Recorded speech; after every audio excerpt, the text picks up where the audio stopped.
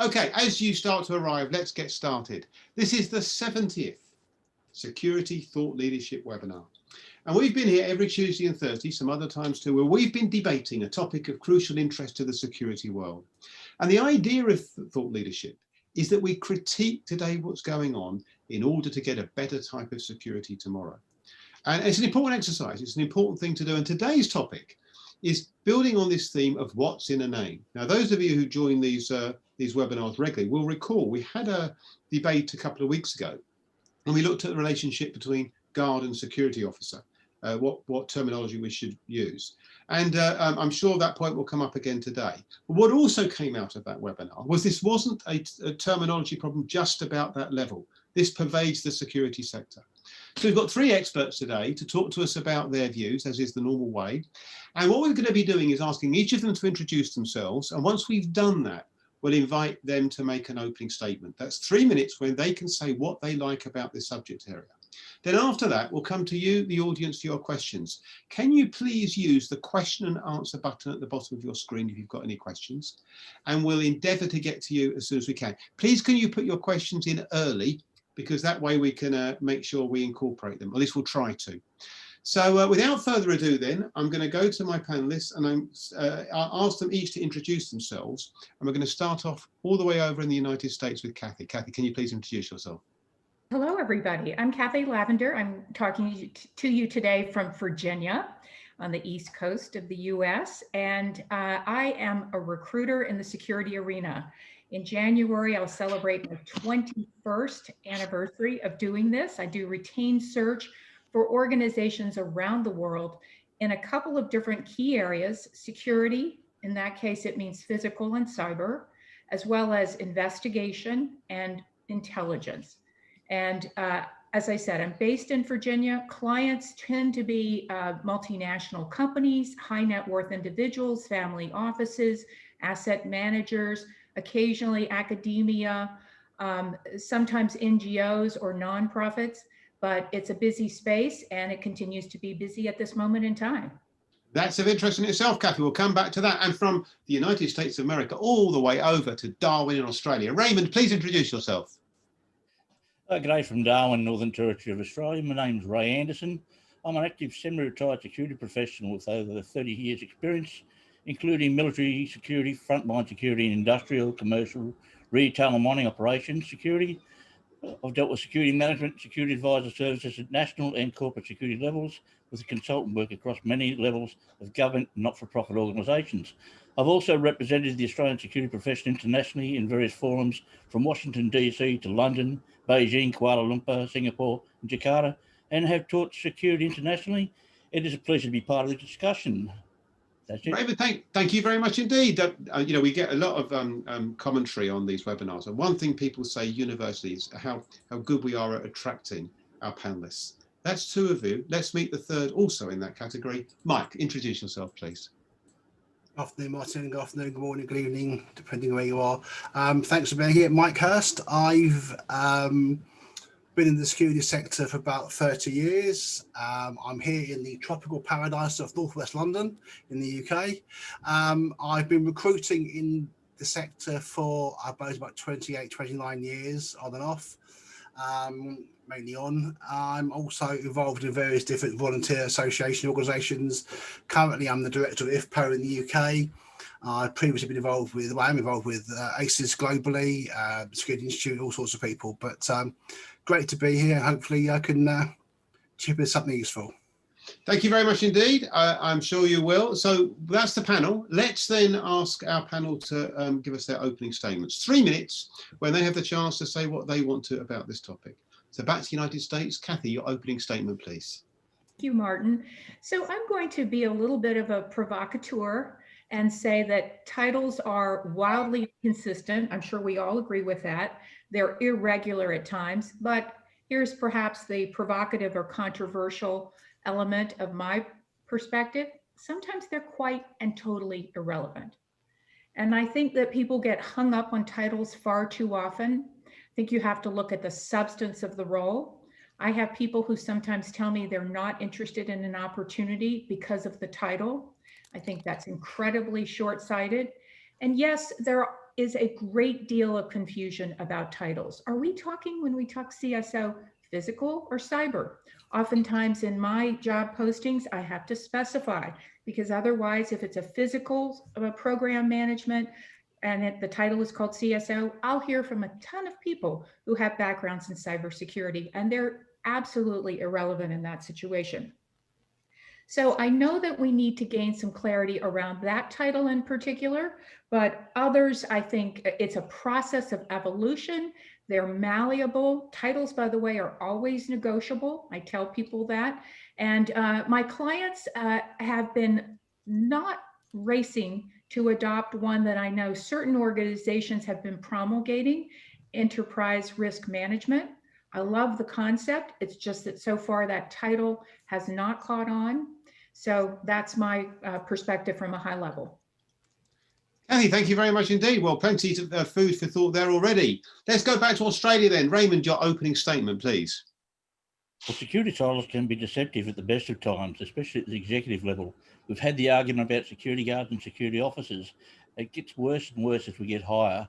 We can have a security advisor in a government agency who will be the practitioner in the general security world, whereas a security advisor now in private enterprise is IT and cyber security specified. And also within a government organisation in the US and most Western nations, security advisors at government levels would be at a middle management level, whereas in the private sector, they could be at the executive management level. So when you're applying for a position and it just says security advisor, depends on where you're going, can be very deceptive. So that means that the applicant has to really delve deeply into the company and the organisation themselves to understand what the job is, read the duty statement, and try to get a picture of where they're sitting. As Kathy mentioned, the CSOs and CISOs are starting to blur. I've got my own opinions on those ones, how they should be talking. They're the business level, but they're another area where in private enterprise, CSOs are taking over more of the cyber security area, and sometimes to the detriment of physical security or general protective security. I'll leave it at that and move on to Mike. Thank you very much indeed, Ray. You may well leave it there, but we're going to come back in a minute to you on this distinction between those two, because that's a key one. Just a reminder to audience, if you can get your questions in, use the question and answer button at the bottom of your screen. Get it as soon as you can, please. And after we've heard from Mike, we'll endeavour to come to your questions. So over to you, Mike. Mike, your opening statement, please. Thanks, Martin. Probably disappointingly, I think I agree largely with Kathy and Raymond, which is always makes for a poor debate. But it's a very topical discussion. I mean, you mentioned that we had one the other week you hosted about the security guard, security officer job title. That's a very emotive one, particularly here in the UK, and I'm not going to go over that one now, but clearly an important topic. In many ways, job titles shouldn't be important. The focus really should be on the role, the authority that comes with the role, the responsibilities, and how someone executes those. In reality, though, job titles are really important, both to employers and employees. Some companies refer to the salespeople as account managers, area managers, sales executives. It adds to the appearance of seniority when they're talking to a customer, and the employees also benefit from being perceived in the more senior role. Things like director obviously has a legal meaning, i.e. the director of a company, as with directors' liabilities, but also you can be the account director, just as a title indicates some seniority. A job title can help boost how someone feels about the role they're doing. If they feel they're in a more important role, they'll feel better about themselves, give some credibility to the peers, to the customers, and being a bit cynical, which is unlike me, I know, it's cheaper to give someone a new job title is to give them a pay rise sometimes, or always probably. And again, it's been touched on, the C-suite, CSO, COO, CEO, CIO, CTO, president, director, vice president, it is a minefield out there, different things with different people, and you get someone who puts their job title down as CEO, and the two people in the company. What does that mean? So it is important. I think sometimes look at it too much sometimes, but it's an important subject, and I look forward to the questions ahead. Okay, thank you very much indeed. Well, let's come to you, Kathy, with the question that Simon Chan has asked. And this is about the use of language. I mean, one of the strange things, Kathy, is that, let me put this point to you. Of course it matters. It matters a tremendous amount, because we've just heard the three of you speak about the different uses. And that's confusing to all the people we'd like to attract to the security sector, who just don't understand it. They just don't get what you get with a role. And that's the real problem here. We're undermining our attempts to attract attention of people who might otherwise be interested. Kathy first, and I'll come to Raymond. I agree with you, Martin, that attracting the next generation of talent is a critical issue and need. And I worry about that. I don't, spend sleepless nights thinking about things that I can't control, but the things that I can have an impact with, I want to attract this next generation of talent. Risk management is a vital function in any organization of any size. And if we can't attract the talent to this field in the future, then we are doomed to irrelevance and frustration. So I think that we need to come up with some common language. I'm just not terribly optimistic that it's going to be an easy process. Maybe it goes back to kind of relying on organizations like ISO to promulgate things in this regard. Because, if we wait for organizations, private sector organizations to do it, it may not happen. Now, some of the large security organizations should take on this battle and try to address it, because it is critical to the future. But it does matter in organizations that are heavily hierarchical, structured, and traditional in their thinking. Titles matter in those organizations because they align with compensation and they align with visibility to senior leadership. So when I say they're irrelevant in some organizations, generally I'm talking about organizations that still don't have an established security of culture, some who are very flat organizations. And I hear clients in flat organizations say to me all the time, if somebody's concerned about a title, they're coming to the wrong place, because we don't even use titles. And I hear that more and more among startups, tech companies. What I have seen people adopt are functioning as references. So they might be called anything under the sun in their organization, but when they're outreaching and communicating with their peers, they might say, essentially, I'm the CSO. Okay, Raymond, you made the point that different titles are used for different posts and it can be confusing. I mean, given that, this is a serious impediment to attracting people to the security world from outside it, isn't it? It definitely is. It's also an impediment to getting an understanding from even our governments, because many politicians still look at security as the gates, guns and guards. So trying to get the general public to be aware of what the higher level security people actually do is probably a key aspect, and the associations can come in here. You've got the other area where in some general organisations you have a manager of security operations.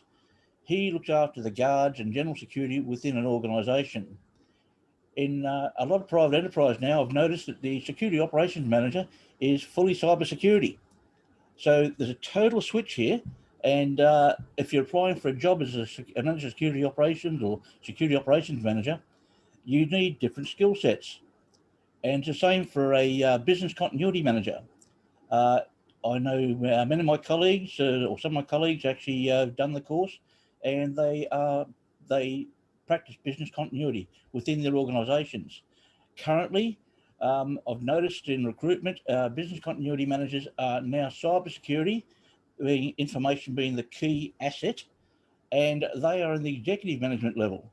So it's very confusing out there for people who want to enter the stream. They have to really understand what they're moving into. If you're moving out of the military or police to come into private security, this becomes a real challenge unless you've done a lot of homework.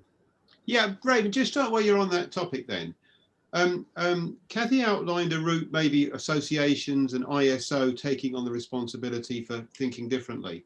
What do you see as the route out of that confusion? What can we do?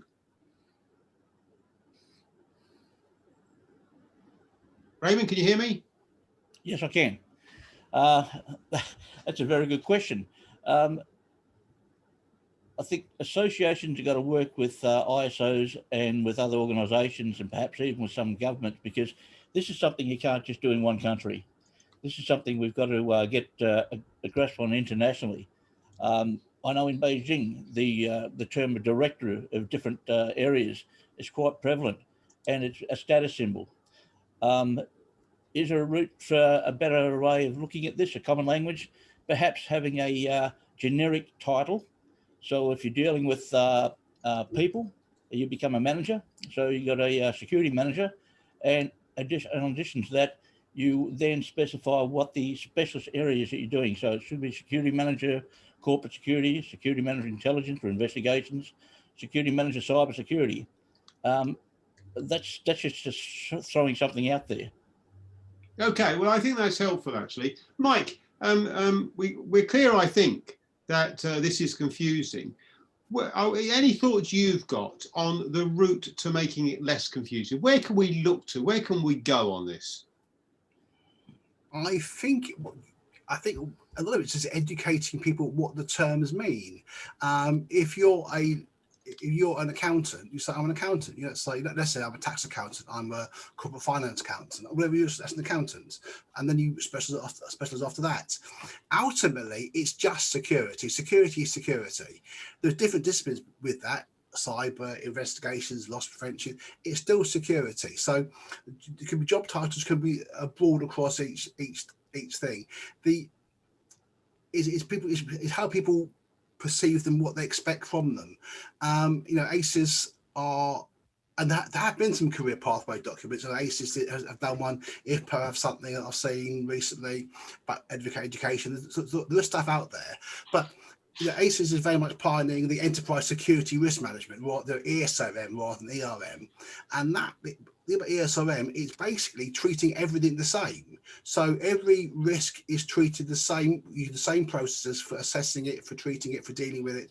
So the approach for dealing with a cyber risk is the same with the approach of dealing with a physical risk. You identify the assets, identify the threats to those assets, who owns those assets, and how you mitigate them. You could apply ISO 31000 or whatever it is, but the processes are broadly the same. We've just got to accept it as, and Martin, you're a big proponent of security being a vital business function. We've got to stress that it's a vital business function, and how you deal with those various different aspects of it is, part of it, I think. Really good. That was helpful, I thought. Actually, some interesting ideas came out there. Let me come back to you, Kathy. And I got a question here from Roger Warwick. Roger actually has the distinction of being the first ever panelist on the very first webinar. And he's got a specific question, but I think it's interesting to take a specific example here and just explore it for a minute. And that is the person in charge of managing travel security. Very, very important job, right? So, or risks for persons who travel on behalf of an organization. Should we use the word risk or security? Does it matter? Kathy, your thoughts on that very specific example. Then I'll come to you, Ray. Well, I want to talk about the issue of calling it risk versus security, even across all domains and all job titles, because I really think that security is almost a last century title. It's a very narrowly drawn, focused, and it does conjure up guards, gates, and guns. So I do prefer the term risk management, and you can call it whatever you want, enterprise security risk management, enterprise risk management. I will just tell you that I've never had a client in 21 years use the term enterprise risk management or enterprise security risk management. So that's a little disconcerting, but I'm talking about how we describe it ourselves. So I do think risk management is a better term. It's a more modern term. It's a more comprehensive term. So I think we're headed in the right direction when we drop the word security, because it is backward looking. It is old fashioned, as it were. So one thing that I always say is look to the tech community for trends and where things are headed. And many of the tech companies have abandoned using the word security. They talk about trust and safety. And now the trust piece sometimes relates to their customers or clients, but the safety piece is very important. Now, I know there's environmental health and safety, and I'm not talking about that, nor are they. But maybe we have to have some sort of new thinking about what this next iteration of security is, because, you know, trust and safety makes a lot of sense to me. Risk management makes a lot of sense to me, but, you know, I'm less enamored of the word security. Ah, very good. So, Raymond, do you agree? I agree there with the overseas travel scenario. When I was dealing with people traveling overseas, rather than using the terms of security, which it kind of made me come across more as the corporate copper, by using risk management and identifying all the issues that could arise that way, it came across more as a safety issue, not security. I was still covering all the security aspects. However, it didn't come across as you'll do this this particular way. You give them strategies and advice and address all the potential risks, and they can move on their way. So I think Kathy's hit the mark there, that risk management, when the scenario you're talking about, certainly is a better option. So the manager could be a manager, a risk management manager. However, as you get up the chain, and I will go up the chain on this one, where you start moving into the corporate level risk manager, they're the people that are going to start talking business language. So we're no longer talking the mitigation strategies that we do down the operations end. We're talking about the effect of the business. So these people start talking a totally different language. They're talking business language. They're talking money, which makes the company go. So there's a difference as you move up the chain, and they're the different skill sets that people are going to have to develop as they go up.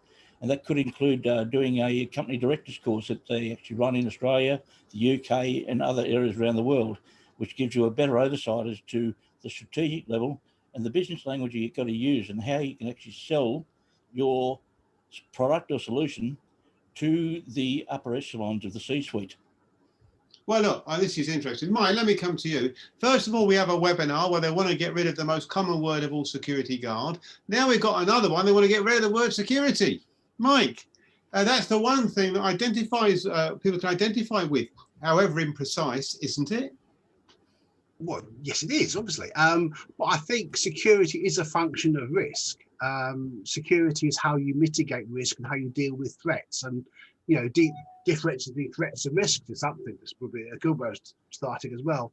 It is a lot of technology. It is how you, as I said before, it's about education. It's about the message we put out there.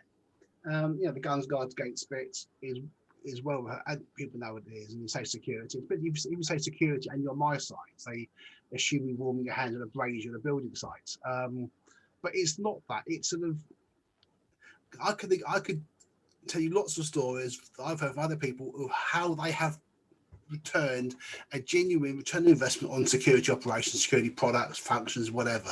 Lots of examples.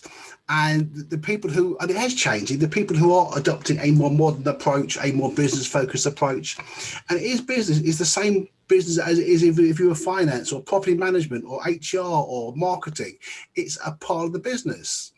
And, you know, I think the associations, the membership bodies, the trade associations, it's a question of getting that out there. It's not about, yes, you may deliver security officers. Yes, you may deliver CCTV. You may have a, you know, manufactured security fencing.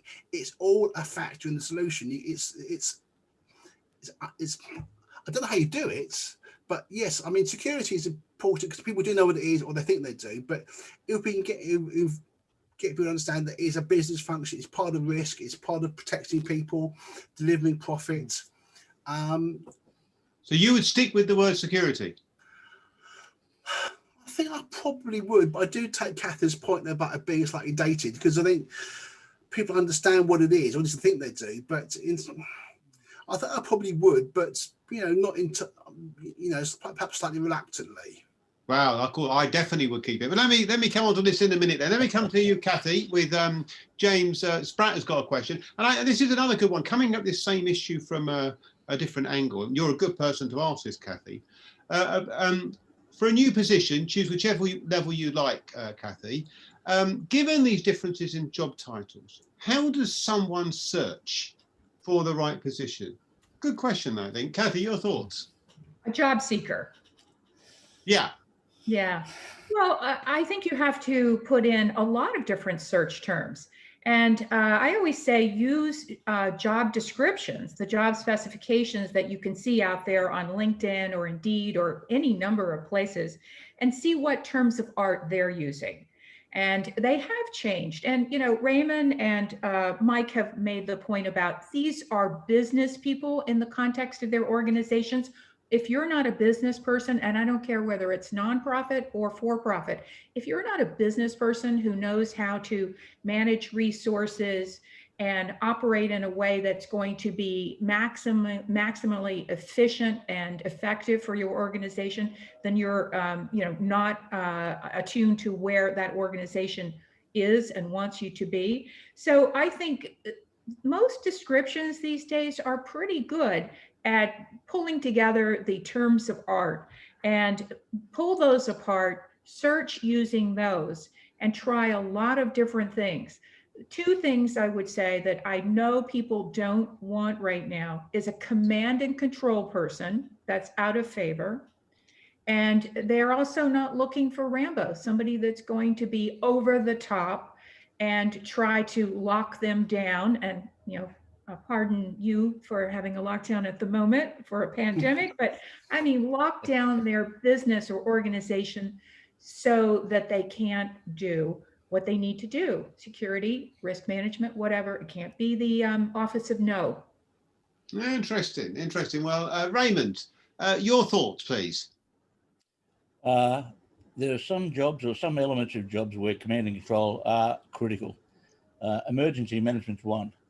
I often I put out the thing there about situational leadership, where a manager or leader must be able to adapt to the situation that they're in.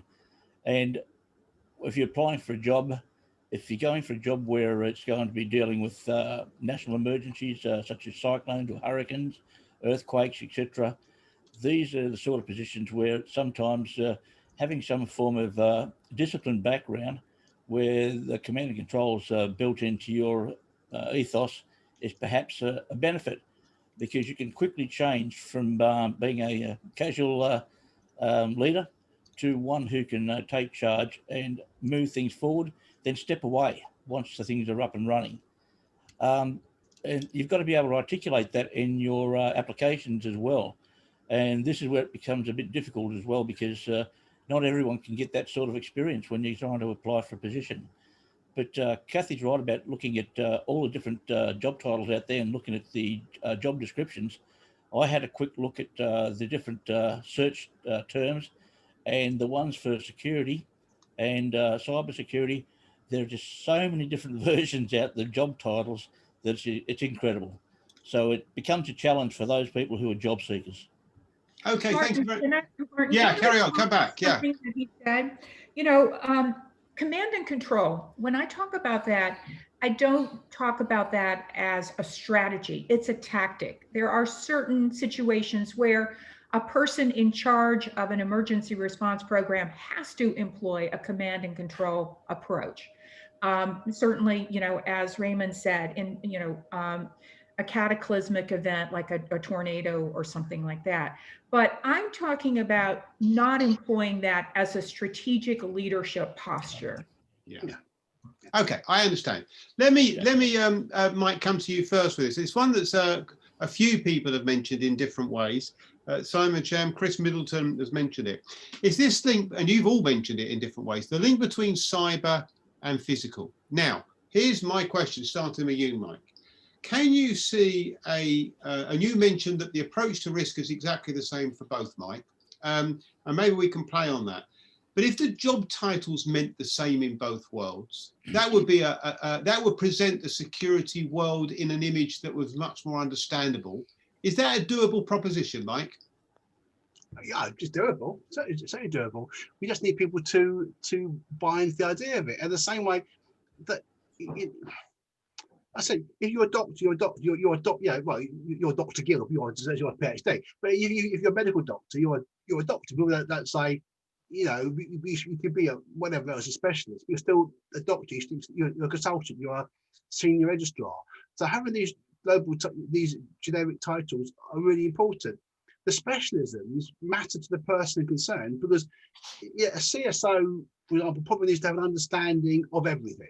Not to say do everything, not an expert at everything, not as an expert at everything, but have an understanding of it. But you know, he or she would employ a cyber expert, they'll apply a physical expert, they'll apply someone to write policies, whatever. So having the general titles is important and it's doable. I think we need to be not necessarily just be a bit more critical, view things more critically and say, well, you're a security manager, what does that mean? So it could be physical, it could be cyber, it could be a converged risk, it could be all sorts of things.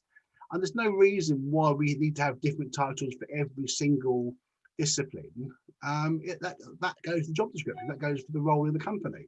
That's encouraging. Raymond, yeah. Do you agree? Do you agree that we could have the similar job titles or the same job titles for the cyber world and the physical security world? I agree that we could have some generic titles, even up to director. However, having the specialisation attached to it, because as we move into quantum computing, we're going to find new technical skills coming into the security side as they evolve to adapt to quantum computing. So you could be a director, but your specialisation may be quantum computing security. Now, if you're a job seeker wanting to get into that area, the job title itself, the specialisation, gives you a good indication of how you should be addressing your application, what skill sets you should need, etc.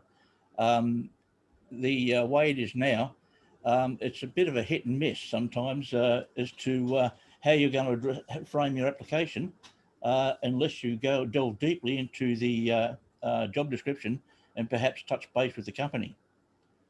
So yeah, I think this is going to be evolving. Yeah, okay, I understand that. Kathy, I will come to you on this because this issue of physical and cyber is a big one, isn't it? I mean, in an ideal world, it would so help to sell the security world to outsiders if there was a common terminology. Mike and Raymond are quite positive to a certain extent this could be done. Do you share their enthusiasm? No. Move on. No, I'm kidding. No. That's a good answer. Let's hear. They're two different domains. And, you know, frankly, all this talk for years about converged security, I don't see many organizations doing it because quite a few years ago, cyber became the tail wagging the dog. And those cyber programs are so complex, so different from the standpoint of core knowledge and skills and backgrounds that they need their own lane. And I think they need their own nomenclature. I know they have it. And they also need their own titles. So I think if you're talking physical security, risk management, enterprise security, risk management, whatever you want to call it, have your own titles as well.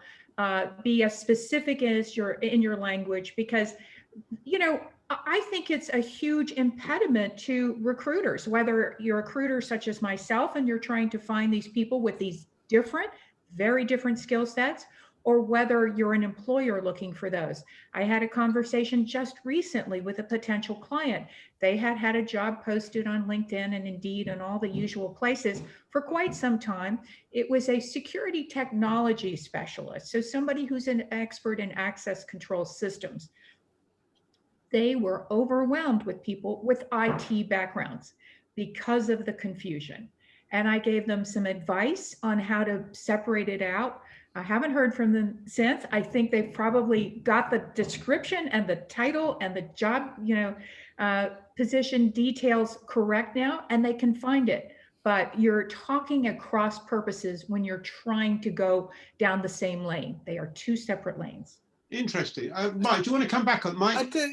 I mean, Kathy is not wrong in many ways, but I think Because I remember years ago when we used to advertise in newspapers, I put a job advertised in the Telegraph. I think it was for a CCTV salesperson, whatever it was, and the experience is essential. And so I got an application. Some folks said, right, I'm into this role. So what is CCTV? And you think, oh, he said they didn't know what the words meant. So that's the I think hopefully if you're clear in the job description what's involved, that's what's important. The title should be less important because the title, across an organisation, you want some structure, some levels and hierarchy to a degree, so people know what they are, where they sit in the role. And there's no way you can't be a technology expert cyber, technology expert physical. It's the same. You can still subdivide it, but I think having some general terms in the factors, because some people will change. Some people, there's no reason why a cyber security person who is really good on IP networks and everything else couldn't then move across to a network that's a control system. The technology is often broadly similar, the skills broadly similar. So I think we can unify a bit, but with some specialisms. Brett, if I could ask you very briefly for a final comment on this one, because I want to move on to a final question. So Kathy's saying they're two different worlds, recognise them as such. It's easier for recruiters and people might better understand it if we didn't try and confuse the two. Raymond. I think it comes back to the corporate culture, the national culture, and human nature. They all become impediments to achieving any of this. Individuals like their titles, individuals like recognition for what they do. They can be specialists. Companies will take the easy route, and of course, nations will go their own way. I know ACES International put out the CSO guidelines, and I've seen some areas use it, but they'll take a bit out of it. They've taken the title, and they'll take a couple of paragraphs out of it, and the rest of it gets discarded. So it's not a simple solution. And I think it comes back to the culture of the business and, of course, human nature. Okay, fair enough. Final question then. A question from Nicholas Reed. Kathy, Nicholas makes a point about the need for a clearly mapped progressional structuring security careers. Now, this is actually being worked on in various countries. I know, definitely in the UK. In fact, David Scott, who was a panelist the other day, is part of an initiative to do this. Kathy, is that right, that once we get to that sort of position, even if there's two, Kathy, one for cyber, one for physical, until we get to that position, this is going to be difficult to sell easily to those who don't yet know about the security sector, but could be very good at it? Kathy? Well, I think it would be definitely advantageous to do that. And I think it was 2 years ago, I participated, maybe last year, with ASIS on their Career Pathways project. And they did come out with a good document that talks about how there is career progression. One of the central questions I'm asked for almost every time I have a discussion with somebody about a search that I'm working on is, what is the career path upward? So it's important to people.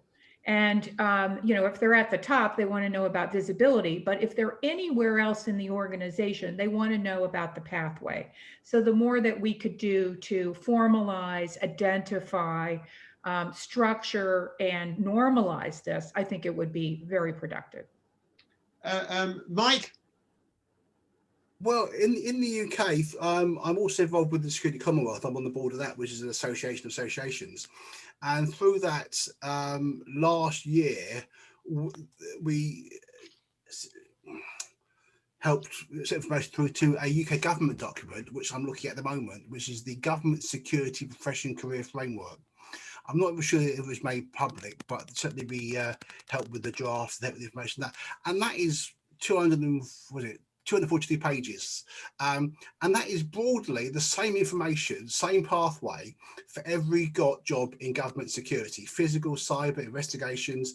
It's laid out the same way with the same information, what you can do, what qualification you can do, what certification you can do, who you can join.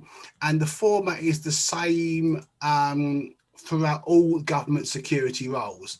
And if the UK government can do it, anyone can, let's face it, I suppose. But you can do it. It's not so easy, but it can be done. And that's progression through the different roles, different ranks, different associations within government security. Okay, Rami, if I can ask you just to comment very quickly on a question from Anthony Esquerdo. Do you think, well, here's the question. Do you feel that companies are trying to double down by expecting a candidate to have both proficient physical security skills hand in hand with cybersecurity skills as a cost-saving initiative? Rami, just very quickly, your thoughts on that. Is there a sense in which this is doubling down by trying to combine both, or is this just a recognition of what's required going forward?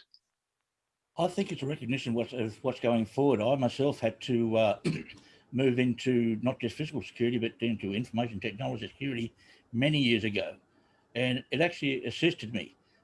You don't have to be an expert, but having a knowledge of both areas means you can ask the right questions to the right people and get the right answers for your organisation. So I think that is the way forward. Okay, thank you very much indeed. Well, look, this debate is going to go on. I'm going to ask each of you for a final comment, please. And I guess this is the important thing I'm keen to understand. One of the questions that I got in advance was from Timothy Nzomo. And he started off as you started off, Kathy, as I thought you were saying. Listen, don't worry about job titles. You're getting bogged down in the wrong issue. The issue isn't job titles. It's about seeming to be professional and competent at many of the things you were saying. Final comments on this. How important is this subject? I just asked if I could have just 20 seconds from each of you. Kathy first. I think it is misplaced attention. So look at the role, look at the responsibilities, look at the career opportunity, look at the organization and their mission, and see if you're aligned with that. Worry less about the title, because titles fix themselves. They're only important in an outward facing way. What appeals to you from an internal and responsibilities and objectives and goals perspective? Keep that in mind and you'll be better off for it. Interesting. Mike, does it matter?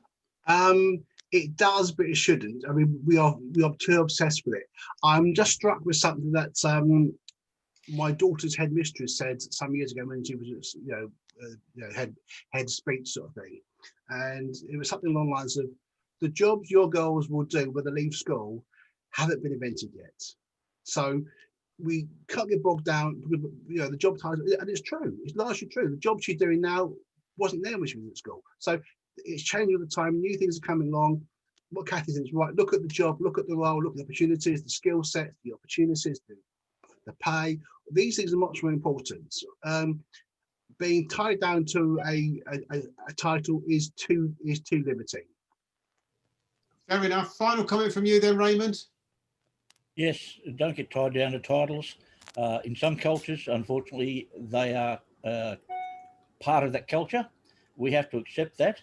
However, ultimately, when we look at our career, the job title doesn't become, it becomes irrelevant, because it's a job you do and how you perform that job and the skill set you bring to them is what the company wants, not the title. And as you said, the companies will do their own thing anyway.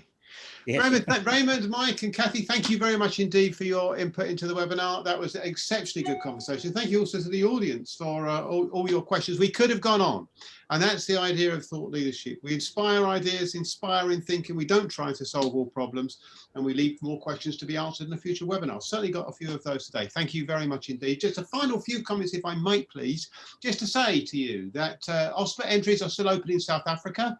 They're open until the 15th of February, so still a chance to enter the OSPAs in South Africa. Award ceremonies coming up.